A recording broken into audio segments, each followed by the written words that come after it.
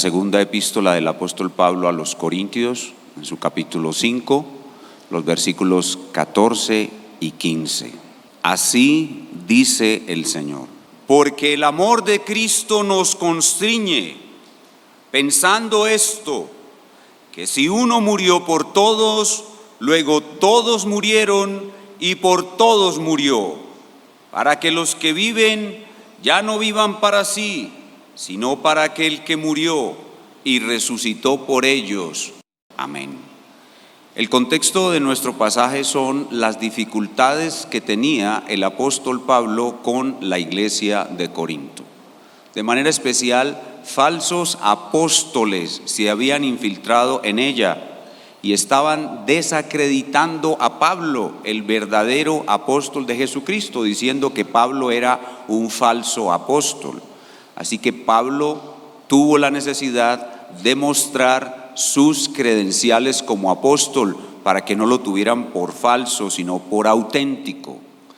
Y dentro de esas credenciales hay una de manera especial que él resalta a lo largo de la carta, y es que un apóstol de Cristo no solamente fue llamado por Dios para enseñar la verdad de forma infalible. Los apóstoles no se equivocan, son inerrantes. También para hacer grandes milagros y grandes prodigios. Pero Pablo no usa esas calificaciones suyas como la principal. La principal de las calificaciones que él usa para acreditarse como verdadero son sus sufrimientos. Son sus sufrimientos. Vean conmigo los versos 11 al 13 del mismo capítulo 5. Dice: conociendo pues el temor del Señor, persuadimos a los hombres. Miren, ahí está tratando de sacarlos del engaño de los falsos apóstoles que lo estaban desacreditando. Pero a Dios le es manifiesto lo que somos, y espero que también lo sea a vuestras conciencias. No nos recomendamos pues otra vez a vosotros, sino os damos ocasión de gloriaros por nosotros, es decir, que ustedes estén felices de poder tener un auténtico apóstol de Cristo, para que tengáis con qué responder a los que se glorían en las apariencias. Estos eran los falsos apóstoles que lo estaban calumniando, y no en el corazón, porque si estamos locos, estaban diciendo estos falsos apóstoles que Pablo estaba loco, es para Dios, y si somos cuerdos es para nosotros. Y ahí viene nuestro texto: porque el amor de Cristo nos constriñe.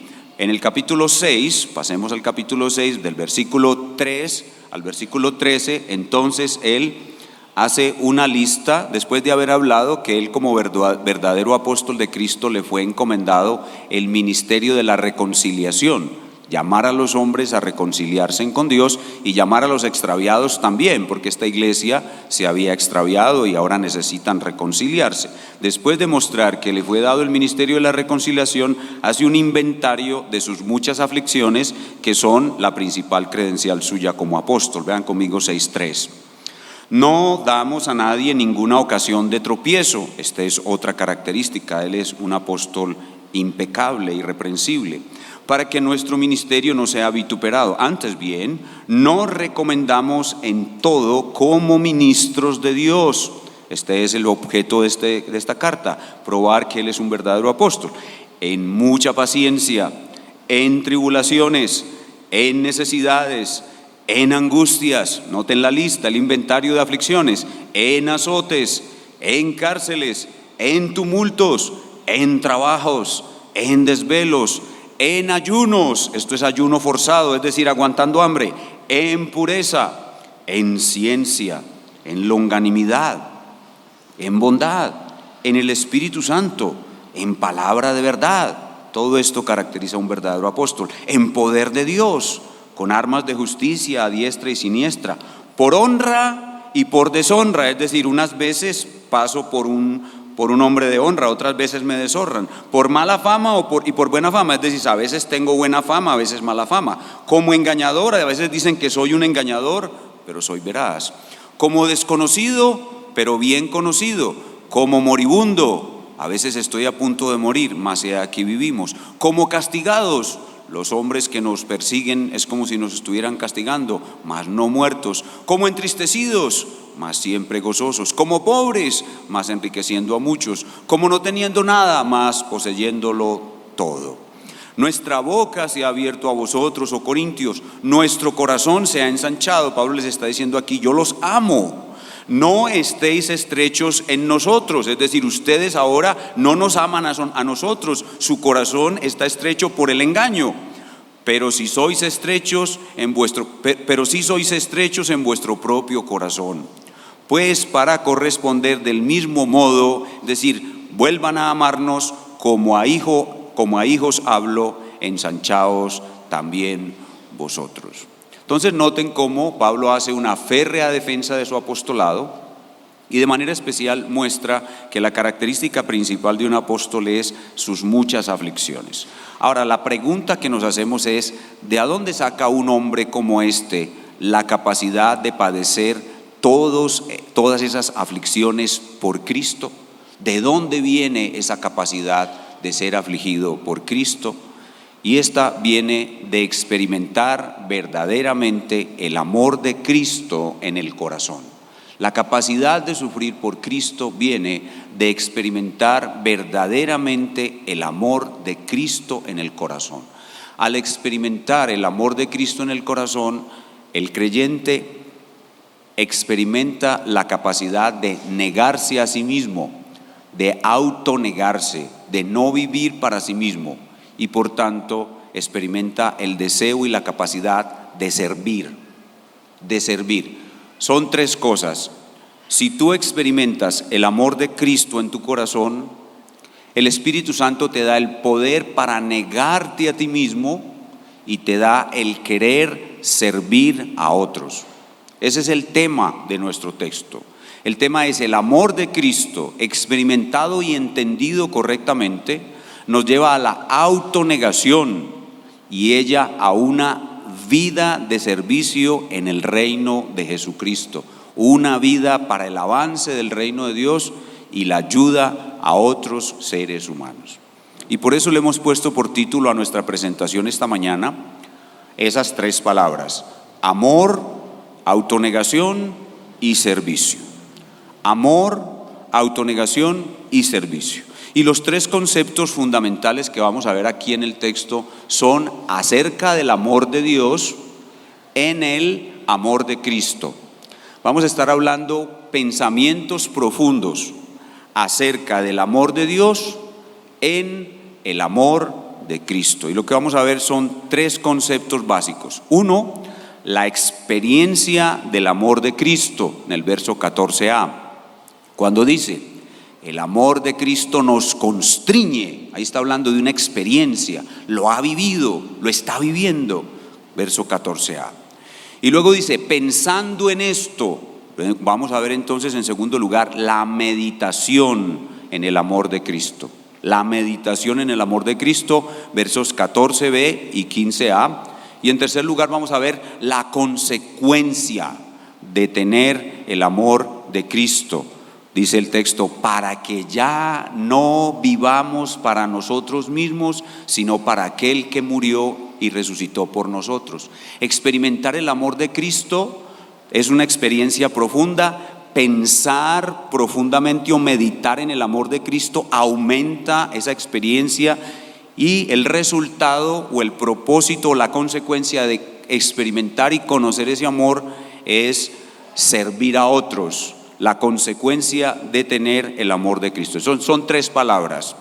Bueno, las tres palabras del título son amor, autonegación y servicio, pero las tres palabras del bosquejo son experiencia, meditación y consecuencia. Experiencia, meditación y consecuencia. Nuestro pasaje fue escrito en la segunda mitad del siglo I. Es un pasaje totalmente cristocéntrico. Cristo aquí es el protagonista todo el tiempo. Y lo que nos enseña aquí la palabra de Dios lo debemos aplicar directa e inmediatamente a nuestras vidas.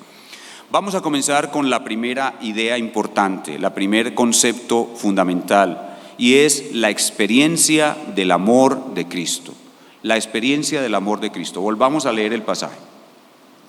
Dice: porque el amor de Cristo nos constriñe. Vamos a detenernos ahí. Porque el amor de Cristo nos constriñe. vamos a analizar esa frase nos constriñe. Pablo está diciendo que el amor de Cristo lo constriñe a él y lo constriñe a sus compañeros y a él el amor de Cristo los constriñe. ¿Qué significa la palabra constreñir? Significa comprimir, significa apretar. Y es una forma como la cual el apóstol está expresando el impacto que ha causado en su corazón experimentar el amor de Cristo. Lo que Pablo está diciendo es que los que experimentamos el amor de Cristo, ese amor nos deja prisioneros, nos toma, se apodera de nosotros. Es un impacto muy fuerte que nos transforma y nos lleva a ser como Cristo. Ese impacto poderoso que nos transforma y nos lleva a ser como Cristo comienza en la conversión. Vean conmigo el verso 5:17. De modo que si alguno está en Cristo, nueva criatura es. Las cosas viejas pasaron, he aquí todas son hechas nuevas. Entonces, este peregrino recién nacido espiritualmente experimenta por primera vez el amor de Cristo en la conversión y ya con los ojos abiertos ve el amor de Dios en la persona y la obra del Señor Jesucristo. Entonces, lo que necesitamos tratar de pensar un poquito en esta parte de la experiencia es pensar sobre el amor de Dios. El amor de Dios se nos está manifestando en Cristo. La muerte de Cristo en la cruz es la máxima manifestación del amor de Dios, pero debemos comenzar por tratar de pensar en el amor de Dios. Y es muy difícil entender el amor de Dios. El amor de Dios es el atributo más difícil de todos. Hoy en la clase bíblica estuvimos hablando de la santidad de Dios y ahora estamos hablando del amor de Dios. El amor de Dios es un atributo de Dios muy complicado. La Biblia dice que Dios es amor, pero cuando miramos en la misma Biblia qué es amor, la Biblia no define qué es amor. La Biblia nos dice más bien lo que el amor hace. La Biblia nos dice que el amor es sufrido, es benigno, no tiene envidia, pero no está definiendo lo que el amor es. Y es porque el amor está ligado a Dios y nadie puede entender qué es Dios. Por eso el amor es tan difícil de entender. Y la única forma de tratar de entenderlo es ver lo que Dios, quien es amor, ha hecho. Viendo lo que Dios, quien es amor, ha hecho, podemos entender un poco mejor qué es el amor de Dios que experimentamos en el amor de Cristo y que Pablo dice nos constriñe. Lo primero que tenemos que pensar de Dios, quien es amor, es que Dios, que es amor, cuando nos amó, y nosotros sabemos que Dios nos amó por toda la eternidad, el amor de Dios no tiene comienzo. El amor de Dios no tiene un comienzo. Dios nos ha amado por toda la eternidad. Cuando Dios nos amó por toda la eternidad y decidió crearnos, cuando nos creó como criaturas humanas, su amor lo llevó a darnos lo mejor. El amor lleva al que lo tiene, el amor lleva al que es amor o al que tiene amor a dar lo mejor. Y lo que Dios hizo para dar lo mejor a la criatura que amó, al hombre, fue darse a sí mismo.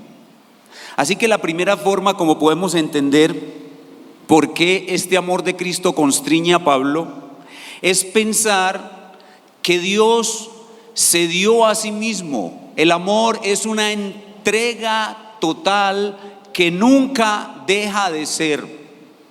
Es una entrega total que nunca deja de ser. Entonces, cuando Dios creó a Adán, en el centro del corazón del hombre, Dios se colocó él mismo. Eclesiastés capítulo 3, versículo 11 dice que Él puso eternidad en el corazón del hombre. Así que lo primero que hace que el amor de Dios constriña a Pablo cuando lo ve en Cristo es que Pablo sabe que ese amor lo llevó a él, a Dios, a entregarse totalmente. Y eso lo impacta, lo constriñe. Pero en segundo lugar, ese amor que se entregó totalmente en la criatura recién creada, luego, conforme al plan de Dios, tuvo una oportunidad de manifestarse aún más. Y es cuando el hombre pecó, Dios decidió rescatarlo. Y para rescatarlo, el amor se negó a sí mismo hasta la muerte. Y eso es amor. El amor no es solamente una entrega total, que nunca deja de ser. El amor es una autonegación hasta la muerte, que nunca deja de ser. El amor nunca dejará de negarse a sí mismo. Y el amor, si tiene que morir por el amado, muere. Y eso fue lo que sucedió cuando, según el plan de Dios, Dios tuvo que rescatar a su criatura. Dios se entregó a sí mismo, entregando a su hijo y llevando a su hijo a la muerte para rescatar a aquel que amó. Y de esa manera el amor se convierte en algo impactante, abrumador, sobrecogedor, algo que te constriñe si lo piensas profundamente. Y por esa razón, el amor lleva al apasionamiento. El amor lleva al apasionamiento. El amor que constriñe, el amor de Dios que constriñe, el amor de Cristo que constriñe, no es solamente una entrega total que nunca deja de ser, no es solamente una autonegación hasta la muerte que nunca deja de ser, sino que es un apasionamiento que nunca deja de ser. Y por eso es que encontramos, cuando el Hijo se encarna, cuando el Hijo viene a la tierra a morir para salvar al hombre pecador, encontramos al Padre totalmente apasionado por ese Hijo. Totalmente apasionado, casi que es un amor incontrolable. El Hijo comienza su ministerio, comienza su obra de amor y va al bautismo de Juan el Bautista, y en el mismo principio de su ministerio, en el mismo comienzo, el Padre habla desde el cielo y dice: este es mi Hijo amado y yo estoy totalmente apasionado por él, yo lo amo.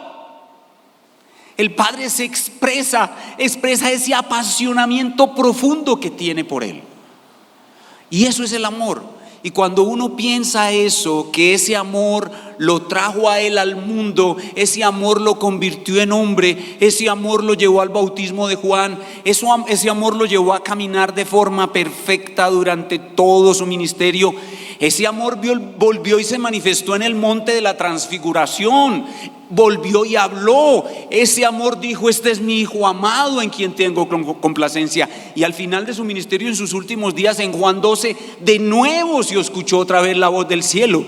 Ese Padre está apasionado por ese Hijo.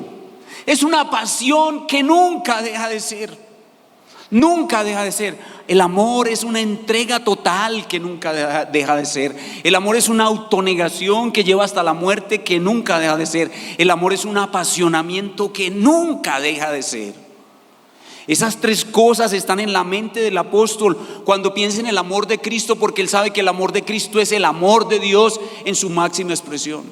Esas tres cosas sobrecogen su corazón y lo constriñen, y dice: ¿cómo no voy a soportar estas aflicciones si he sido amado con tan grande amor? Y entonces vienen a uno las palabras en Juan 3:16: porque de tal manera, un amor que se entregó totalmente y que no deja de ser, un amor que es autonegación hasta la muerte y no deja de ser, un amor que está apasionado y una pasión que nunca deja de ser. Porque de tal manera amó Dios a criaturas pecaminosas de toda nación, tribu, pueblo o lengua, que entregó a su amado, para que todo aquel que en él crea no se pierda para salvarlos, sino que tengan vida eterna.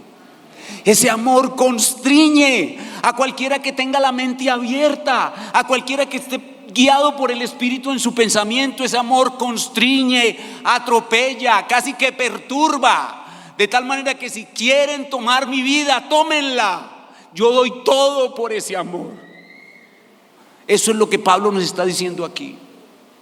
El amor de Cristo me constriñe, el amor de Dios me constriñe. Y ese es, digamos, como el comienzo de esa experiencia. Pero Pablo no se queda allí, no se queda simplemente en lo que ya él nos ha contado que lo constriñe, sino que va mucho más allá y les dice a los corintios: ¿saben qué? Yo soy un hombre de pensamientos profundos. Y ahora les voy a contar qué más pienso yo cuando pienso en el amor de Dios manifestado en el amor de Cristo.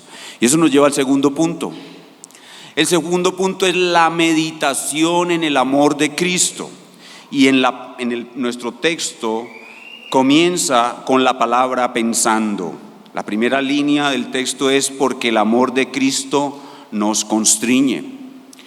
Ya vimos 3 elementos de ese amor de Dios que constriñen al apóstol. Ahora veamos más, porque el apóstol dice: pensando esto. Esa palabra pensando nos habla de la meditación, de lo que yo llamo pensamiento profundo. El pensamiento profundo, nosotros los cristianos debemos ser pensadores profundos. Ese pensar profundo es la contemplación de la cruz. La contemplación de la cruz y pensar profundamente en la grandeza de la cruz. Todos los peregrinos necesitamos eso.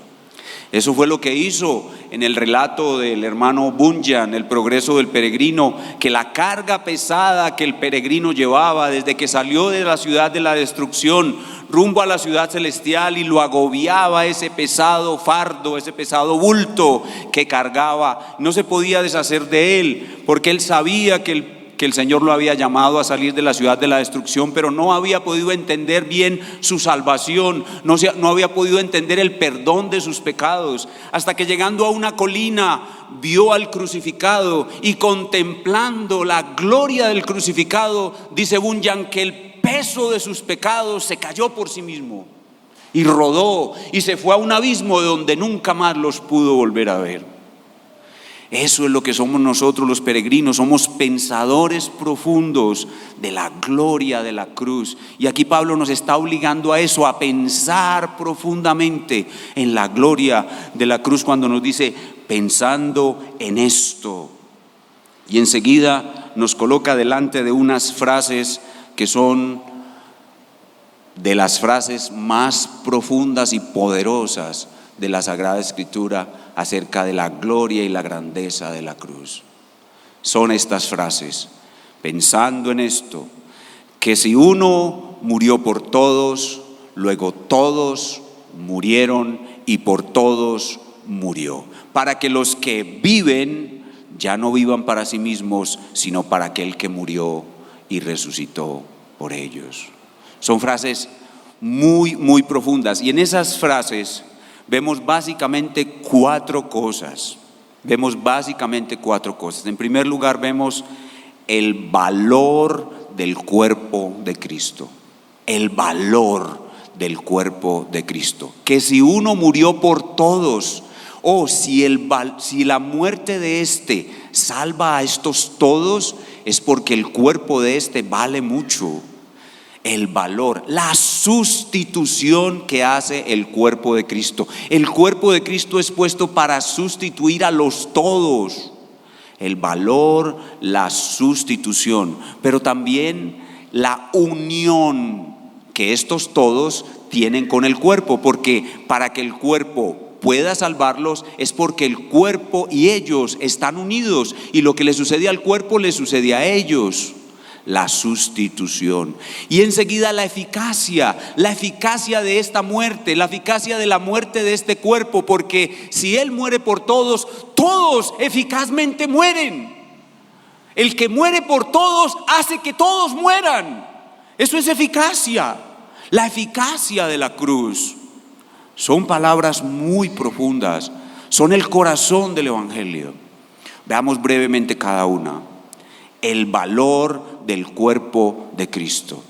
El cuerpo de Cristo es tan valioso que su muerte hace que aquellos por quienes Él muere sean salvos. ¿Y por qué el cuerpo de Cristo es tan valioso? Porque en ese cuerpo hay una conjugación de dos naturalezas, verdadero Dios y verdadero hombre en una sola persona. Eso hace el cuerpo de Cristo de un valor infinito. El cuerpo de Jesús tiene un valor infinito. Su sangre tiene un valor infinito. Su carne, todo su cuerpo, ese cuerpo que fue maltratado, azotado, llagado, tiene un valor infinito. Porque es Dios y hombre en una sola persona. Y por esa razón, cuando ese cuerpo se sacrifica para librar del infierno a aquellos por los cuales Él vino a morir, el valor infinito del cuerpo cancela la deuda infinita que tienen aquellos por quienes murió. Infinito cancela infinito, porque el cuerpo es de un valor infinito. Nada es más valioso que el cuerpo del Señor Jesús. El cuerpo del Señor Jesús tiene un valor infinito, infinito, y por eso es que cancela una deuda eterna. Una deuda que no podemos pagar al Señor, al Rey, al Creador. No le podemos pagar esa deuda. La deuda es infinita, por tanto el cuerpo tiene que tener un valor infinito para que Él pueda pagar la deuda. Pero no solamente es el valor, sino la sustitución. Y aquí nos tenemos que remontar al decreto de piedra, es decir, a la mente eterna de Dios, a la mente del inmutable, donde todo es estable como si fuera de piedra. En la mesa de piedra, el infinito, el eterno, decretó que los pecadores que deben morir por causa de su pecado y su maldad abominable pueden ser salvados de una sola manera, por medio de la sustitución.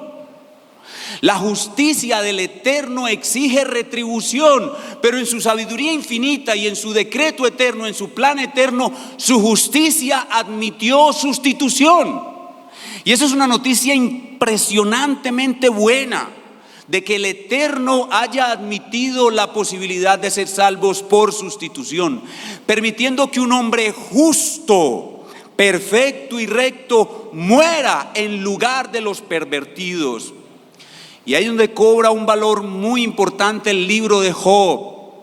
El libro de Job fue introducido para mostrarnos que uno que es perfecto y recto va a sufrir sin ser culpable. El verdadero valor del libro de Job es mostrar que en la mente eterna de Dios hay la posibilidad de una sustitución, lo que llamamos justicia sustitutiva. Los tres amigos de Job solo conocían la justicia retributiva, y por eso le decían a Job: usted tiene que haber pecado, usted tiene que haber pecado, usted tiene que haber pecado. Y Job: no he pecado. Nadie entendió nada. Solo el Eterno. Yo puse ese libro, dice el Señor, para mostrar a mi Hijo el Cristo. Él es el único perfecto y el único que escogí como sustituto, un justo por los pecadores. Ese es el valor del libro de Job, mostrar la introducción de la justicia sustitutiva de Dios. Hay dos justicias en Dios, retributiva y sustitutiva. Y en el decreto eterno Dios admitió que los pecadores puedan ser salvados por un sustituto. Y por eso cuando dice: si uno murió por todos, ahí está no solo el valor, sino la sustitución en la preposición por. Este murió por ellos, este murió en sustitución de ellos. Entonces ahí nos vamos es a la mente eterna de Dios, y vemos que al Eterno le plació permitir la salvación por sustitución. Pero el otro elemento que hay allí es la unión con Cristo. Ese cuerpo, para poder ser un sustituto, tiene que estar unido a los pecadores. Entonces dice el texto otra vez, que si uno murió por todos, si uno murió por todos, luego todos murieron. Si la muerte de este produce la muerte de todos, es porque ellos dos están unidos. Y eso es lo que llamamos nosotros la gloriosa doctrina de nuestra unión con Cristo. La gloriosa doctrina de nuestra unión con Cristo. Lo que le sucede al rey, le sucede a sus súbditos. Y por eso es que cuando David pecó en el censo, ¿A quién castigó Dios? No a David, castigó al pueblo. ¿Y eso por qué tan raro? ¿Por qué David peca y Dios castiga al pueblo? O porque, como en el caso de Job, quería mostrar que un justo va a morir por los pecadores y mostrar la justicia sustitutiva. En el caso de David, cuando él comete el pecado del censo, castiga al pueblo para mostrar la unión entre el rey y el pueblo, hablando de Cristo, anticipándose a Cristo. Por eso le digo que este padre está totalmente apasionado por su hijo, porque en cada rincón de la escritura no hace sino hablar de él de una y otra manera.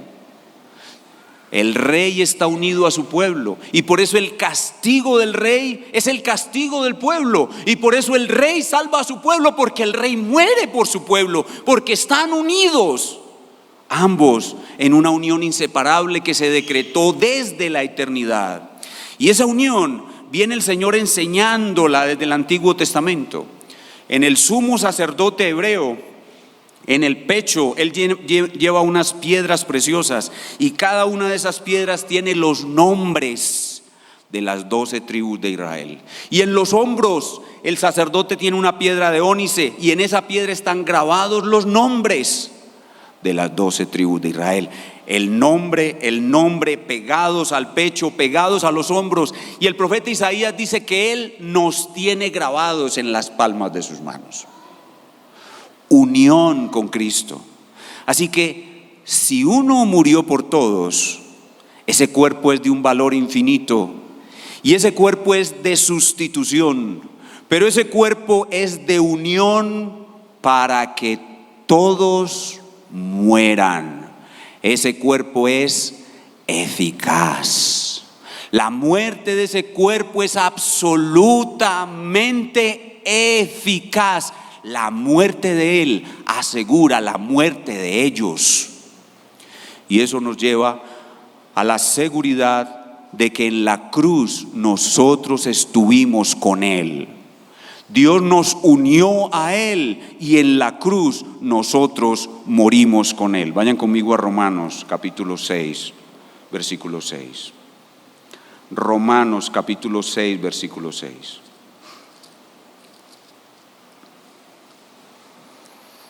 Romanos 6, 6. Sabiendo esto, que nuestro viejo hombre fue crucificado juntamente con él, para que el cuerpo de pecado sea destruido, a fin de que no sirvamos más al pecado. Es la misma idea de 2 Corintios 5, 14 y 15. Dice que nuestro viejo hombre fue crucificado juntamente con él. ¿Y saben qué? Nuestro Señor sabía esto de una manera tan clara. Él supo siempre que ellos estaban unidos a él y que él iba a morir por ellos. Vean conmigo Juan capítulo 14. Juan capítulo 14, versículos 19 y 20. Estas palabras del Señor realmente me constriñen a mí. Me constriñen a mí. Juan 14, 19. Es el discurso del aposento alto. Solamente faltaban horas para que nuestro Señor muriera. Dice Juan 14, 19: todavía un poco y el mundo no me verá más, pero vosotros me veréis. Porque miren, porque yo vivo, vosotros también viviréis. Pueden ver la unión con él. Él está diciendo: ustedes están unidos a mí. Lo que me va a pasar a mí les va a pasar a ustedes. Porque yo vivo, vosotros también viviréis. En aquel día vosotros conoceréis que yo estoy en mi Padre, y vosotros en mí, y yo en vosotros. Oh, qué benditas palabras. La unión que tenemos con Cristo fue decretada antes de la fundación del mundo. La unión que tenemos con Cristo fue una realidad en la cruz. La unión que tenemos con Cristo la conocemos y la experimentamos en la conversión. La unión que tenemos con Cristo es eterna. Nosotros no podemos ser separados de Él, y gracias a eso es que su muerte es eficaz.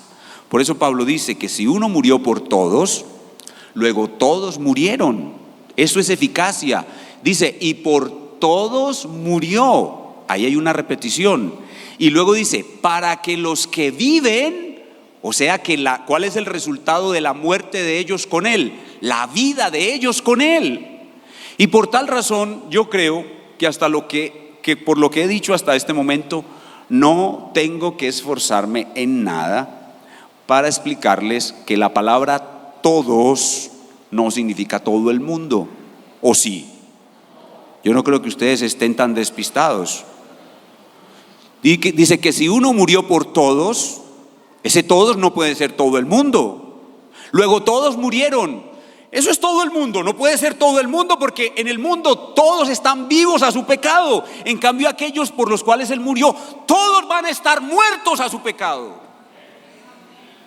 No hay necesidad de explicar mucho la palabra todos después de que hemos argumentado de forma tan enérgica. La palabra todos no es todo el mundo. Es aquellos por los cuales Él vino a morir. Es aquellos que estaban unidos a Él en su pecho, en sus hombros y en sus manos. Esos son los todos por los cuales Él murió. Y eso es eficacia. El apóstol nos habla aquí de la eficacia del cuerpo, de la muerte del cuerpo de Cristo. Entonces, el valor, la sustitución, la unión irrevocable y la eficacia.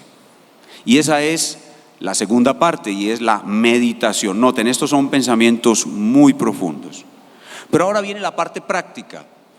¿Cuál es el resultado de experimentar ese amor? Me constriñe, y de meditar profundamente en ese amor. ¿Cuál es el resultado? ¿Cuál es la consecuencia? La consecuencia es la autonegación. Así como el amor es entrega total, que nunca deja de ser, el amor es autonegación hasta la muerte, que nunca deja de ser en Dios, así también tiene que ser en los que tenemos el amor de Dios. Tiene que ser autonegación. El amor no es nada sin autonegación. El amor es autonegación. El amor es entrega total. El amor es autonegación. El amor es apasionamiento. Veamos entonces la consecuencia de tener el amor de Cristo. Y en la última parte del versículo 15, que si uno murió por todos, luego todos murió. Bueno, si uno murió por todos, luego todos murieron y por todos murió. Aquí viene el para, es una cláusula de propósito. ¿Cuál es el propósito de todo esto? Es decir, ¿en dónde termina de manera práctica? Para que los que viven, los que llegaron a vivir gracias a que Él murió por ellos, ya no vivan para sí. Y eso es lo que es la autonegación. Ya no vivan para sí. O sea, ¿cuál es una señal de que usted está vivo? Que ya no vive para sí. Ya no vive para sí mismo, sino para aquel que murió y resucitó por ellos. Y esos ellos son los mismos todos, y no pueden ser todos los seres humanos del mundo, por lo que ya explicamos. Entonces, la consecuencia de tener el amor de Cristo en nuestro corazón, constriñéndonos y dominando nuestra meditación con estos pensamientos profundos acerca de la gloria de Cristo, del amor de Dios en Cristo en la cruz, nos debe llevar al servicio. Nos debe llevar al servicio, así de sencillo. Este fue el mensaje que le di a los diáconos y servidores en una actividad que tuvimos en Nueva Providencia.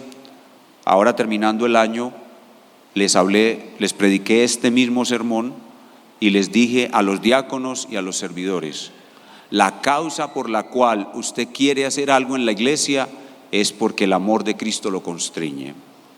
No es simplemente porque usted es una persona de buenas inclinaciones, no. Usted sirve aquí porque el amor de Cristo está en usted. Y todo lo que haga, hágalo por el amor que Cristo mostró a usted, y que usted ahora le quiere mostrar amor a Cristo en los hermanos. Nosotros no podemos mostrarle amor a Dios. A Dios nosotros no podemos hacerle ningún bien. A Dios nosotros no podemos hacerle ningún servicio, ningún favor. Pero se lo podemos hacer a aquellos que están unidos a Cristo. Y al hacerle a los súbditos del rey un favor, o al mostrarle a los súbditos del rey amor, se lo mostramos al rey. Lo que le hacemos a los súbditos, se lo hacemos al rey. Y por eso todos en la iglesia de Cristo debemos tener un espíritu de servicio. Todos debemos procurar servir, porque el amor de Cristo nos constriñe, porque el amor es autonegación que nunca deja de ser, porque el amor es apasionamiento por Cristo, por su obra y por su pueblo. Es que nosotros queremos aquí limpiar una silla, limpiar un baño, servir en audiovisuales, predicar, servir en obras de misericordia, ayudar al necesitado, llevar el evangelio de Jesucristo a otros, plantar iglesias bíblicas en toda Antioquia y en todo el mundo. La única razón por la cual queremos hacer eso es porque el amor de Cristo está en nosotros. Solo eso, no hay ninguna otra razón. Y el Señor, para recordarnos esto, nos da la parábola en Mateo 25. Veamos Mateo 25 para terminar. Mateo 25 del 31 al 40. De nuevo aquí están los mismos conceptos, pero ya en una forma aplicativa. Para que los que viven ya no vivan para sí, sino para aquel que murió y resucitó por ellos. Mateo 25, 31, cuando el Hijo del Hombre venga en su gloria y todos los santos ángeles con él, entonces se sentará en su trono de gloria, serán reunidas delante de él todas las naciones, y apartará los unos de los otros, como aparta el pastor las ovejas de los cabritos, y pondrá las ovejas a su derecha y los cabritos a su izquierda.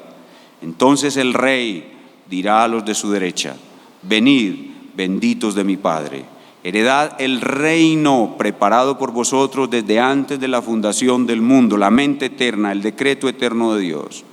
Porque tuve hambre y me disteis de comer, tuve sed y me disteis de beber, fui forastero y me recogisteis, estuve desnudo y me cubristeis, enfermo y me visitasteis, en la cárcel y vinisteis a mí.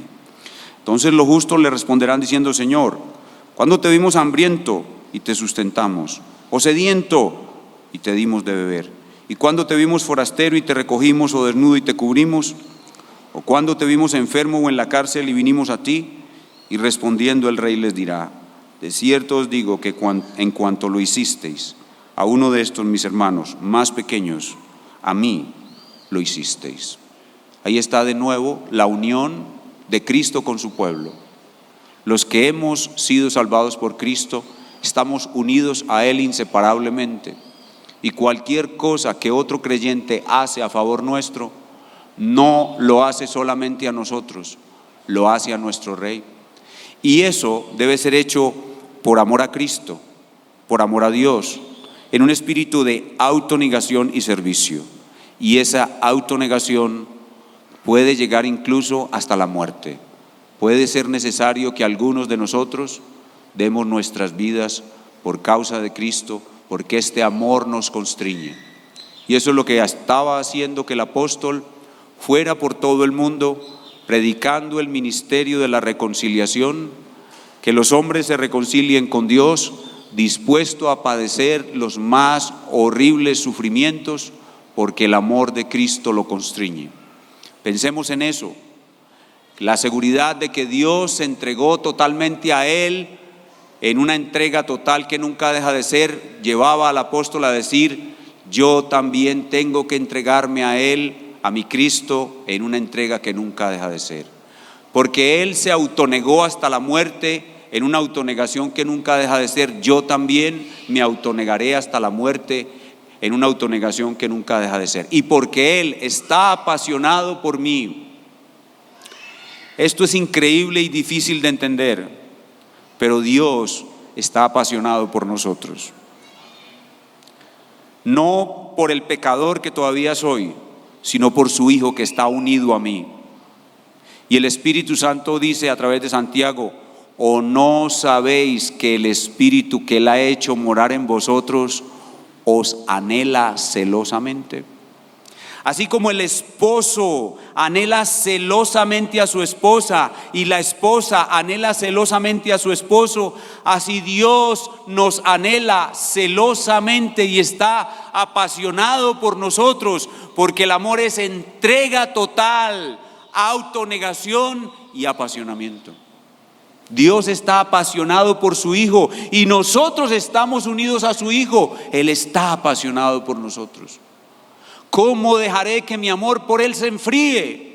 ¿Cómo dejaré de servirle un solo día de mi vida? ¿Cómo murmuraré contra Él si me envía algún sufrimiento? O si enviándome a una misión soy sorprendido por azotes, cárceles, hambres, ayunos, desvelos, etcétera. Como dice el apóstol aquí, ¿cómo no podré entregarlo todo si Él ha entregado todo por mí antes?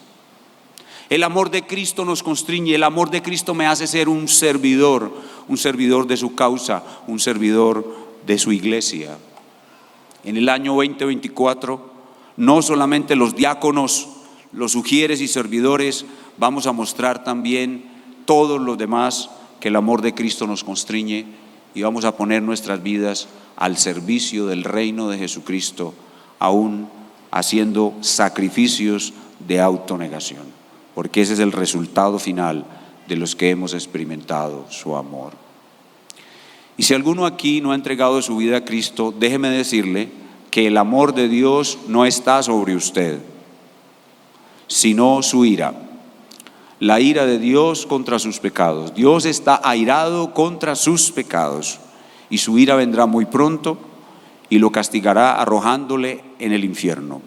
Pero usted ha podido ver ahora en esta enseñanza que hay una vía de escape y esa vía de escape es la cruz. El Hijo de Dios muriendo en una cruz es la única vía de escape. Así que arrepiéntete de tus pecados y cree en el Hijo de Dios, en su muerte y su resurrección, y todo lo que hoy has escuchado, el amor de Dios, el amor de Cristo que constriñe, será también para ti. Inclinemos nuestro rostro y oremos a nuestro Dios. Gran Creador todopoderoso, tú eres amor. Y hoy nos has hablado profundamente de tu amor en la persona y la obra del Señor Jesús. Un amor que a nosotros también nos constriñe. Un amor que nos ha iluminado y nos ha mostrado la entrega total que tú hiciste hacia nosotros, la autonegación hasta la muerte y el apasionamiento que aún tienes por nosotros. Nos has podido mostrar en esta mañana el valor del cuerpo de tu Hijo. Nos has mostrado la sustitución que hace el cuerpo de tu Hijo, la unión que tenemos con el cuerpo de tu Hijo y la eficacia infalible del cuerpo de tu Hijo para salvarnos. Ahora, Espíritu Santo, permite que la consecuencia lógica de autonegación y servicio se vean en nosotros en todo el año 2024, en la iglesia y fuera de la iglesia. Y si alguno aquí ha podido ver la grandísima maldad de su pecado y a Cristo como un poderoso Salvador, que acuda a Él pidiendo perdón y misericordia y sea salvado para gloria de nuestro Dios. Damos muchas gracias por este tiempo en tu casa, en el nombre de Cristo. Amén.